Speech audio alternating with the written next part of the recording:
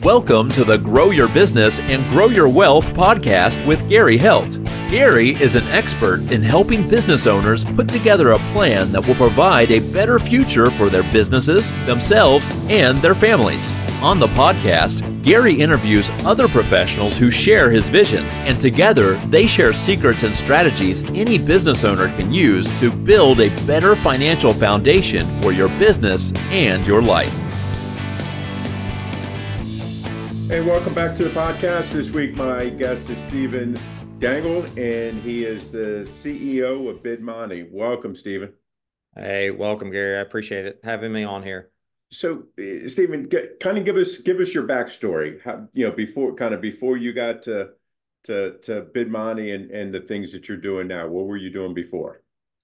So I started my career, I would say, as an insurance agent turned wealth advisor, realizing I liked trying to help people make money more than selling them life insurance. And somewhere along that path, I was young. I didn't really have a lot of people to talk to that had money. And I would say I embarked on the path of saying, hey, let me talk to business owners and walk indoors. And, I think in that process, I really learned, that there was a pretty big shortfall, as it pertained to retirement planning, especially inside of these businesses. A lot of the small businesses didn't have access to plans. My background was really a financial advisor that specialized or started to learn more and more about the employer-sponsored space. And, of course, through that, you start learning kind of the holes and the challenges and the problems and, a lot of the questions that business owners really have, but ultimately things advisors aren't taught on how to teach and what to navigate, because Gary, I think how we met, we're taught to stay away from taxes. And unfortunately, when we start talking about retirement, it literally only comes down to taxes. So if you're taught to stay away from it, you've got not a lot of value to add from that side. So if hopefully that helps. Yeah.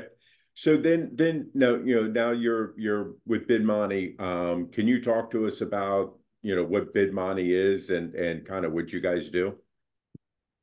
Yeah, so really after being an advisor, I saw that it's very challenging to set up a retirement plan, which really leads the majority of advisors away from the space. They don't want to deal with 401ks, they don't want to deal with ERISA, they don't want to deal with the IRS. And ultimately it led to me the biggest problem, which left a lot of businesses that didn't have access to retirement because no one was really there to guide them and help them. And really, I saw that unfortunately it was kind of not just my firm, but across the entire industry, that was the challenge. And so really, Bidmoni was my vision of taking a very, very complex thing, making it digital and creating technology around helping a financial advisor, not necessarily proactively target businesses, but say, hey, I've got business clients, I want to help them. And now I don't have to be afraid to have this discussion. But the other thing is I'm not cutting corners. I can actually create value. And if I can get more and more financial advisors that, literally have business clients that need help, that was really my goal. Ultimately during that process, states began mandating retirement plans. So people are now being forced into it. Tax codes constantly change. So Secure 2.0, where now you've got tax credits and more every day it comes more and more complex. And our whole vision was how do we make the complex very simple? And if we can do that, more business owners are going to understand the value of a retirement plan, which means more employees are going to have access to the plans which they need to have a chance to retire. Right now, I think 42 million Americans do not have access to retirement through their job, and it's a problem. And it's going to be a problem for all of us because somebody probably is going to have to take care of them if they don't save and do it correctly, over the next few years. So, right. Now, you guys at Bidmoni have something called fiduciary shield. Can you talk about that and what that is and how you guys are using that? Yeah. So really, I think that the interesting part of what's going on is that, everybody is being forced into a plan or everyone needs a plan for tax purposes. But you're navigating into probably the most complex world because of ERISA, the Department of Labor, the IRS, the SEC, FINRA. And if you look at large plans, they're being sued left and right over fiduciary failure. So it's not like you can just go set up a plan at Paychex or ADP and just never look at it. Like you as a business owner have a fiduciary responsibility to act in prudence and also document that process. So you're in this like catch 22 that somebody, and ultimately, and I think this is the biggest misnomer, is that ultimately the owner of the business is always the fiduciary. That you can outsource certain tasks, but it's still kind of up to you to kind of task and go through that. And so yeah, so Fiduciary Shield was an effort to create simplicity, but do it compliantly. What we saw up market with billion-dollar plans, we said, hey, if you're a startup, if you're a small plan, you don't have committees, you don't have teams to run RFPs, you don't have consultants that you can pay hundreds of thousands a year to go out and do these things, but you're being tasked to do the exact same thing because ERISA doesn't state you only need to be a fiduciary if your plan's over $5 million. So yeah, so how, and that was really kind of the core concept of, hey, you want to do it, you want it to be efficient, but you want it done correctly, because ultimately if you do it incorrectly, it's your employees that pay. It's your employees that suffer. So so with Fiduciary Shield, how does that stand out different, or how is that different than what else is already out there? The challenge has been that this whole process has been very manual, especially if you're at a larger firm, take the wirehouses, there really is no resources. So, unfortunately, if I'm an advisor and if you're on the call and you're an advisor, or if you're a business owner working with an advisor, it's really been on them to kind of, if you come to them and say, hey, I want a retirement plan, there is no centralized system. Like you kind of have to go almost, I used to joke, through the phone book where there was a page that said, hey, here are providers you can sell, call this 800 number. And you start going down this rabbit hole. And unfortunately, it's all based on the pricing. But, you've got TPAs, you've got proprietary funds, you've got all these things. And then you never really get into the discussion of, hey, what do I have to match? What do I have to contribute? Like, what are all these other factors? And so ultimately, I would say what existed was just the way business has always been done. And, and and that's what excluded a lot of people, I think, from being in the market, and to us, we've patented this process as, hey, there needs to be, I can go shop for, airline tickets and hotels, and I can see side-by-side options. I can go on Amazon. I can do all these things now. I can go get a home mortgage and see them side by side. But when I go buy something as important as a retirement plan, I'm getting one like 90-page PDF and I have no idea what it says. And, it's like, I'm sitting here like, oh, and it doesn't even include administrative services. And Right. yeah, it's like, there's no, and so, yeah, it was kind of a, and unfortunately it set a lot of business owners up to get in trouble because, at the bottom of it, nobody was really acting in a fiduciary capacity and protecting them. Although you kind of think my advisor is, that's the role they're taking. And so, yeah, we said, hey, I think everybody wins if things are more transparent and easier. Everyone has to make money to do their job, but there's, it should be transparent. You should understand what your advisor is being paid, what the record keeper, and it should be buried and hidden, in kind of indirect ways, to get there. And we just said, yeah, advisors kind of need help because they don't know. And at the end of the day, the consumer, the business owner, hey, they need help, because there's a lot of marketing. A lot of companies say, hey, we're the cheapest 401k. Well, how do you know? They don't show it next to any other ones, so you're just kind of, and cheap is not necessarily what you want. You want quality in what you're trying to carry out. So yeah, it was, I would say, something that if anyone's ever bought a plan, you probably know how painful it was. So, we said, hey, there's a need to make this easier and, have more transparency in what we're looking at. So the business owner comes to you guys and you guys provide them. Obviously, you got to get some information from them, but then you guys are providing them kind of a side-by-side comparison of plans that they may qualify for. Yeah, so I would say really, it's kind of four parts. So part one, from an advisor perspective is, you know, we know who has a plan and who doesn't have a plan. And if you do have a plan, we know that it's either set up correctly or it's tax deficient because of, a form 5500 that has to be filed and data that's public that says, hey, a 401k plan is not just one thing. Like there's a million different ways to fund it, and to figure out the one that benefits you as an owner, that's the challenge that most people don't go through. At the same time, we know who doesn't have a plan. We've got a lot of data that who doesn't, or people that have simples that say, hey, it may be more tax conducive to move to a 401k plan, but I want to see that. Those are questions I have.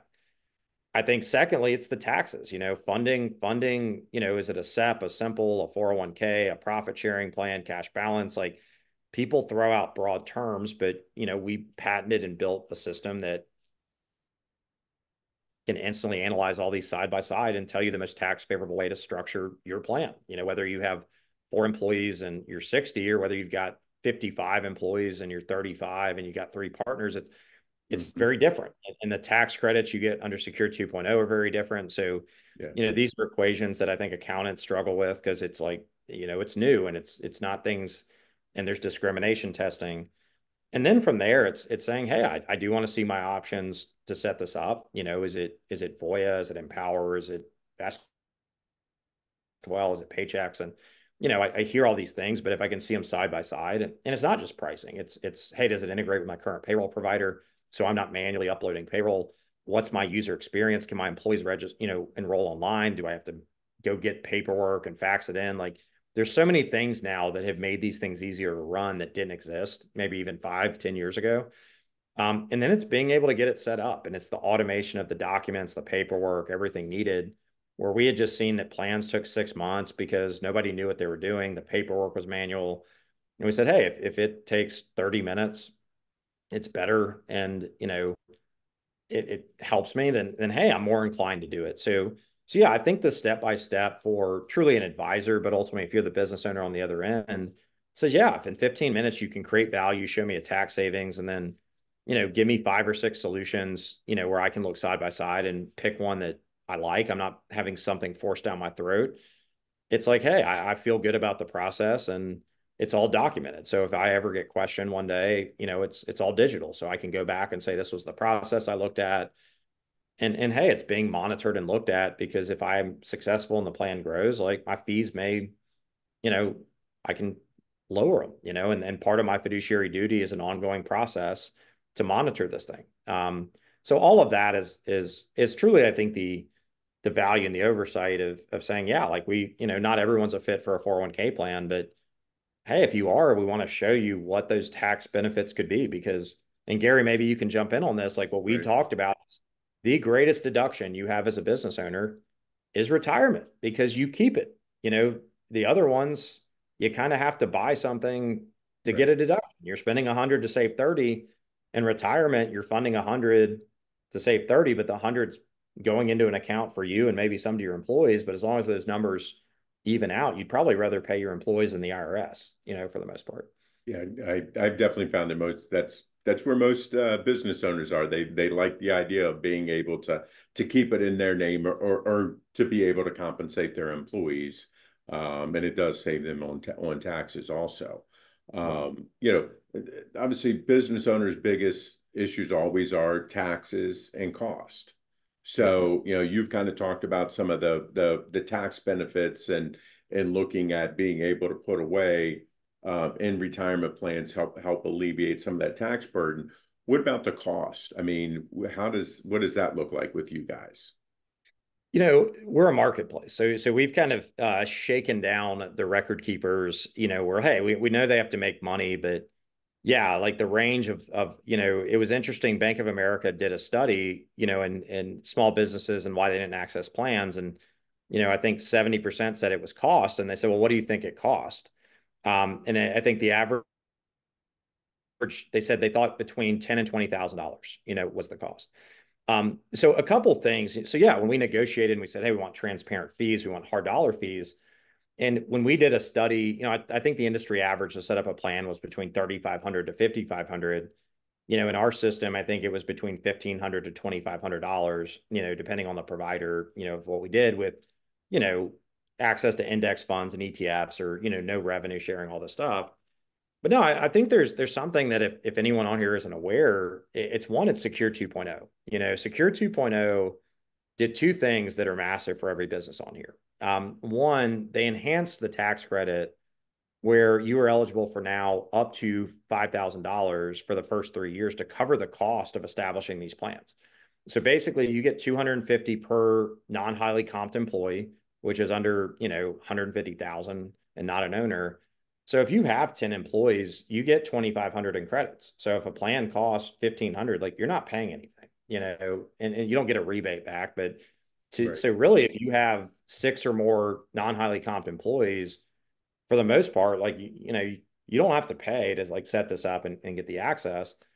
I think the second part that a lot of people don't realize is Secure 2.0, added $1,000 credit per employee to cover the match. That was the biggest cost, because if you think I've got 20 employees and I've got to give them $1,000 each, that's $20,000. That's way bigger, issue for me than the cost of the plan. And now that the government is saying, hey, up to 50 employees, we're going to give you $1,000. Now it's only if you contribute it, Right. but potentially up to $50,000. And that's a 5-year, 100% first 2 years and then graded down. And so, yeah, we're just in an interesting time that the government's saying, hey, this needs to happen. We're going to help you. But yeah, I think, Gary, you could say CPAs are very unaware of the Yep. nuances, advisors and small business owners are incredibly unaware. And then, yeah, in states like Maryland, where I think it's one or more employee, you Yeah. have to do, you have to do something. And we've seen it in California where they're getting the fine notices. They're getting $1,000 per employee fines for not doing something, so Right. yeah, there's a lot of things happening that, you know, hey, if you're a profitable business, you need to look at it, because you don't have to do it, but it's an option. And, you know, I think Gary, me and you said, at a certain point, you got to think, what is my business worth when I go to sell it? And if that's not enough money, I've got to save to fill that gap, because unless I want to work forever, which I don't think a lot of business owners do. Yeah. I mean, I think it's extremely important, some of the things that you're saying there is that many of the states are mandating some type of retirement plan that you have to offer, to your employees. So I think it's important to really take a look at and take advantage of Secure 2.0, because it is a way that if you don't have a retirement plan, to start one in 2024 and to have these tax credits pay for it, and then also pay for some of the contributions that you're making, for your employees. So again, if you're, sole owner and you're the only employee, then, you're not going to get the, necessarily get the benefit, because you're probably, above the income limitation anyway. But you want to definitely make sure that you're taking a look at it. And again, you talked about, somebody, when it's time to sell their business or whatever, many of us think that our business is worth a hell of a lot more than it is. So we may not get as much as we think we're going to get when it's time to check out. So we do need to put away in retirement. And many people think that, hey, I'm gonna be making more when I retire than I'm making now, which I kind of disagree with. But again, hopefully you do. But why not put away now, and be able to invest now, so then that way when you do get to retirement age, you have more money, there to live off of. Because like you said, I mean, you look at the Gen Zs and stuff like that, and a lot of them aren't doing any savings at all. Yeah. So it's not like, they're going to be able to take care of us when we get older. We're going to have to do it for ourselves for sure. Yeah. Um, Many times, again, going back to the business owners, small business makes up the majority of employers, and many small business owners don't understand, and they are afraid of the retirement plans, because many of them have heard the horror stories about, the penalties and stuff like that. Do you guys offer any like training, technology, or anything like that to be able to help the business owner, once they get things started up? Yeah, I mean, our whole system, and it's the problem, it's a combination of multiple parties to help you with the 401k. And yeah, they don't all do it correctly. But if you really look at, I would break down the fundamentals, um, is that you can get it where there's only about 4 tasks that you're responsible for, um, as it pertains to the eyes of the DOL. So ultimately our whole system was making sure, hey, you have a record keeper, which is like your Empowers and Voyas, is where you log in, you check your accounts, you have access, you've got all these great bells and whistles. I think what a lot of people don't realize is, there's kind of this TPA, which is almost like the CPA of the plan. Mhm. Because look, you've got certain requirements, you've got testing, you've got 5500s, and look, the TPA world's the wild, wild west. We've seen that's where people get in trouble, where we've seen 5500s haven't been filed in 10 years. We see discrimination testing, like people aren't set up, and they're getting money back that they're being taxed on because they didn't meet safe harbor minimums. And then, yeah, you get, I would say the number one issue small businesses have comes down to getting contributions submitted. And it's because payroll, and more firms, though, have focused on, integrating with QuickBooks, integrating with Paychex, Gusto, ADP, Paylocity. Now, look, if you're, I'm not knocking anyone. If you're a business that still manually processes payroll, I always, joke through Gloria's, payroll, it's hard, but yeah, if you're saying, hey, I want technology, so there's 360 integration, so I'm not dealing with that. Ultimately, our system is giving you a high level of not only hiring the right providers, but we collect E&O, cyber, so we make sure we're doing the diligence on who these people are. And then, yeah, we're documenting like who's supposed to do what, because we saw, hey, these TPAs, like, they're not doing what they said they were going to do. And, you don't really know what they're supposed to do. And the advisor doesn't really know, but it's a friend of theirs. And ultimately you need that high level oversight, which really is what, ERISA clarifies as a 316, which is kind of the ability to, have an independent third party, if you don't feel like the ins and outs, that's kind of documenting that. Now, look, you can't ever control something, but all you have the ability is to hire and fire someone that's not doing what they're supposed to do. And really that's kind of the extension of, where we help. But we say, yeah, we need to look for providers that integrate with your current payroll. We need to, only look at providers that, are not only going to help with the 5500, but they'll even sign the 5500. They're going to run the testing, and truly they'll approve loans. They'll, and all of this is setting you up where it's like, hey, that I don't want to be responsible for approving distributions. Like, it's like, hey, there's fraud happening everywhere with cyber, issues. And so this whole thing that I think, yeah, it was scary because it was manual. And I joked, I said, I signed my kid up for travel baseball at 6U, and I got a text message. I signed up online, I paid online. But when I signed up for a 401k plan and moved $17 million, I got a packet of paperwork. I fax it in. In 4 months, I may hear something that says, hey, you never did. It's like, Right. So no, I think providing just digital oversight of the process. And yeah, like you're going to people you've heard of, but they struggle. They struggle with getting you into their programs and platforms. And, to me, I think that's, what we've heard from a business owner is they want the tax savings and they don't want it to be a headache. That's the number one thing. Yep. And sometimes you get so wrapped up in cost and you're like, what does $500 mean if it's, now I've got to go in every week and process payroll for 3 hours. It's like, pay $1,000 a year and not, and so I think there's so much now that can help and automate, but unfortunately, I think there's a lot of new providers coming out that say we do everything for you, but it's because they kind of force you into a box. Right. And you're not really getting the benefit and value. Like what they're doing is what I said, they're cutting corners and you're looking at cost, but then you're not really benefiting. Your employees aren't benefiting because you're not getting into the tax training aspect. It's not knocking, but what a lot of these payroll companies did, Gary, over the last 20 years, which was like, hey, just get someone set up. We don't care what you put into it. And it's just run. Right. We don't even know if it's set up correctly.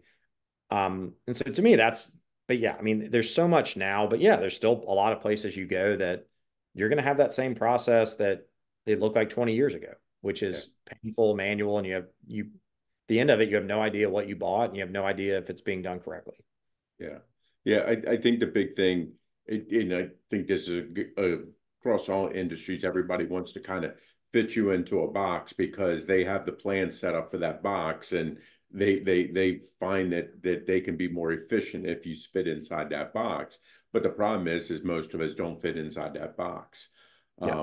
I think something that you said that people really need to understand too is that, because I know many times people come to us as the CPAs and say, hey, aren't you the one who files my 5,500? It's like, no, we're not. It's the TPAs that do that, the third party administrators, because that is there are some CPAs that do it, but most of the time that's more of a specialized thing, and they're the ones that are doing the testing. They're the ones that are helping you file that, and they're signing it, along with you. And I think it's important to make sure that people understand that this isn't part of your business tax return. This is something that's totally separate from it, and it has its own deadlines and requirements and stuff that have to be done, also. Um, with Secure Act 2.0 and everything else, where do you see this industry going here in the near future?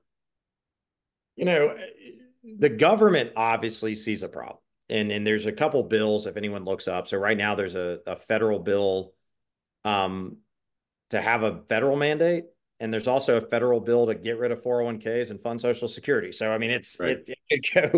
it could go into a government run, as good as we've done on Social Security. Let's let the government take over another retirement plan for everybody. Or it could go into more and more businesses being pushed or incentivized, or, look, we're looking at it from both ways.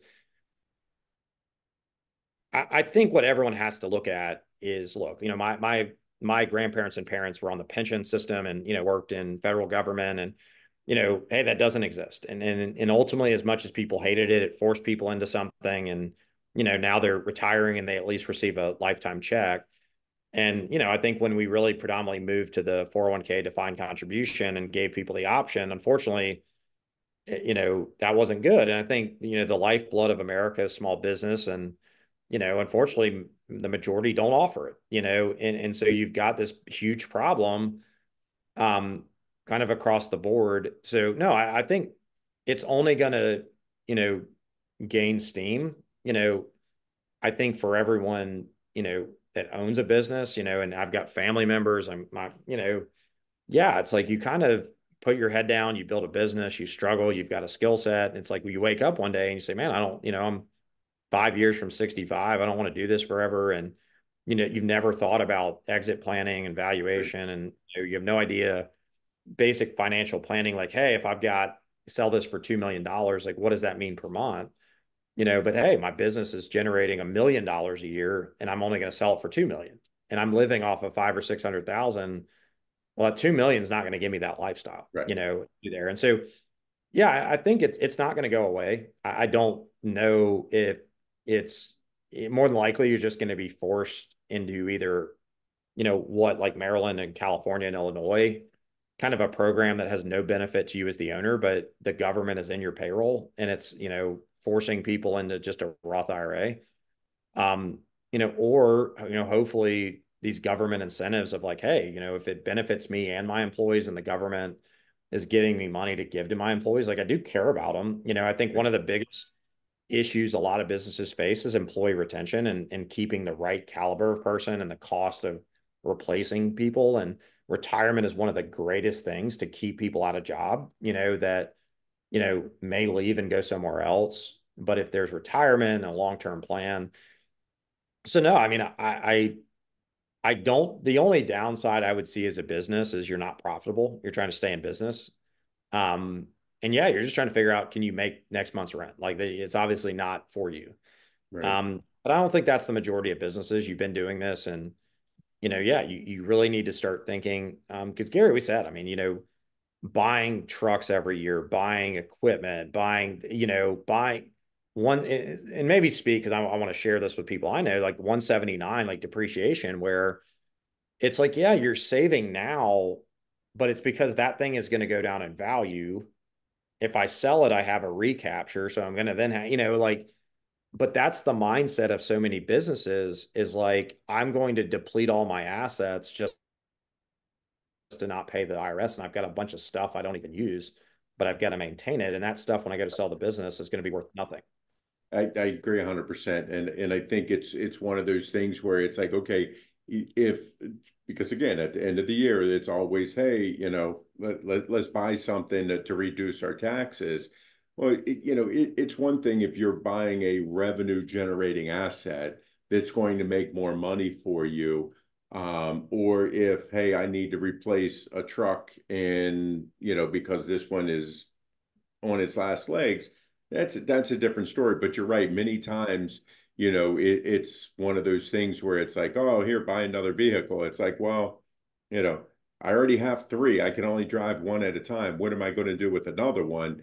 Type thing. And I would much rather see people do that actual tax planning and be able to plan so you're not scrambling in December to figure out what to do with your profits. You've already figured that out throughout the year. And I definitely think that retirement is a great place to put those savings, because it's going to reduce your taxes, and you're going to be able to write off 100% of it in that year. You don't have to worry about the Section 179. You don't have to worry about the recapture. So and a lot of it's going in your pocket as a business owner. So, it definitely makes a lot of sense for sure. Yeah. So, Stephen, we covered a bunch of stuff here. We could go on and on about this, especially with the 2.0. What have I not asked you wish I had? I think it's, there, one is, as a business owner, and if you're doing very well and you're, I would say older, kind of in that capture, is there are plans above and beyond a 401k, combination, cash balance, and they're not for everybody. But when people think, oh, my limit is 66,000 or 73,000, no, the limits are 300, 400,000, that can be paid to you that eventually just become IRA assets. So, the fact is, like, we've had businesses that say, I'm doing $1 million, 2 million. It's like, you may not have all of that, but there's a lot more than you probably think that can be heavily weighted towards you. Now it's not a black and white answer, like always do this, because there's a lot of testing and moving parts. And yeah, I think that's the one thing that between CPAs and business owners, they think it's like, oh, is this new? Is this brand? It's like, no, it's been It's been around forever. 30 years. It's like, it's just not new to you. This isn't a Right. brand new concept. Um, and so, yeah, I mean, I think explore, like Gary said, like anything that you can do to keep as much of your money, like legally pay it from, hey, you're more than likely like partnership and S corp, it's passing through, and it's like, take money off that K1, pay it through the plan, and now you're not paying FICA tax, you're not paying federal, you're not paying state, it's being deferred till you're ready to retire. I think the second interesting thing that we've seen, it really hadn't been a thing in 15 years, but obviously when we're talking these strategies, you have to have the money somewhere to actually fund that. You can't just, write it on paper. The money has to go in. And, I know a lot of businesses were learning, like, you have to sit on a good amount of cash, especially the construction businesses where you need to be bonded and you need to be liquid and you're getting lines of credit. Something else that really has come up in the interest rate environment we're in is the ability that, yeah, you need that money liquid, but a lot of times it's sitting, we had it the other day where a business had 6 million sitting in a community bank, getting 1% on their business banking, and I think two things. I think one, there's, obviously with a lot of bank failures, there's a lot of risk of having your entire operating account sitting in one bank. But two, there's a spread where, there's 4 and 5% next day rates, and things where that goes directly on the balance sheet. That's profit, that can then be funded in. And, if you look and say, hey, I've got $5 million and I can go from 1 to 5%, it's like that's $200,000 a year, in interest that is literally profit just by, it's still liquid, it's still there. And so, I think what I would challenge, and if, the market's businesses, is that I think one, have a plan. I think when we looked at this, we said, yeah, retirement is a part of it. But Gary said it, it's appreciating assets. And we said it's really only two other things you can kind of do. It's your business, it's retirement, it's your business, and then it's real estate, like what are your real estate holdings? And that's going to kind of be what your thing is. Now, outside accounts, money and stuff could count, but truly it's like, that's the three buckets.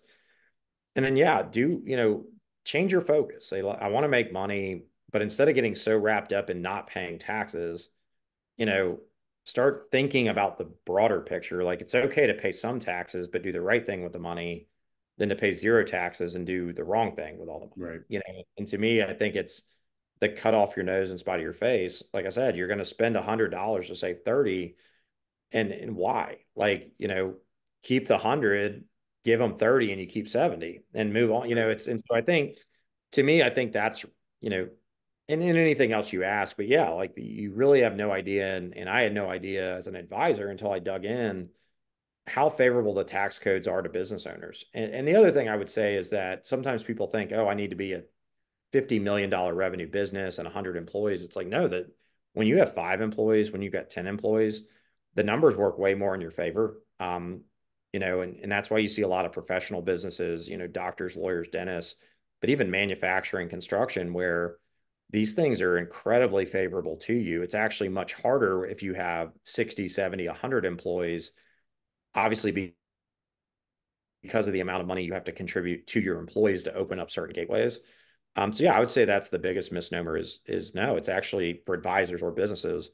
Really, the candidates for this are, probably 10 or 20 or less employees is where you really need to look at what the tax benefits could be, at all these various plans.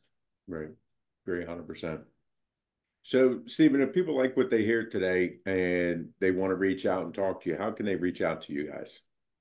And so everyone, you can go to our site. So we're not, we would ultimately facilitate, one, if you're an advisor, you want to use this, but if you're a business owner, like, we work through advisors, but could happily set someone up in your area or territory, or you could even analyze it to then find out, do I want to carry it out? But, you can go to our site. So bidmoni.com. So BIDMONI.com.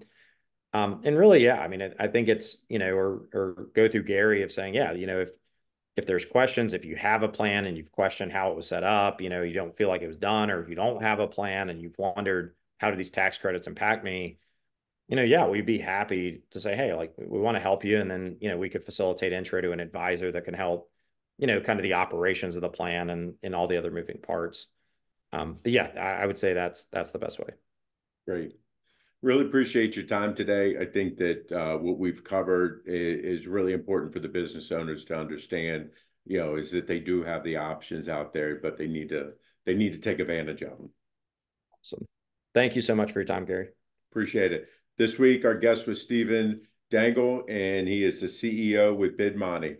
Thank you, guys, and I'll see you next week. 49 faces looked to him in triumph. Over the last 12 months, they had each taken turns and promoted his business for a week at a time, driving over $987,342 in revenue. What if you had a network of 50 centers of influence who promoted your business every week for a year? Grab your copy of the #1 Amazon best-selling book, The Ultimate Guide to Growing Your Business with a Podcast, at 33% off the Amazon price by going to ultimatepodcastbook.com. Again, that website for 33% off the Amazon price is ultimatepodcastbook.com.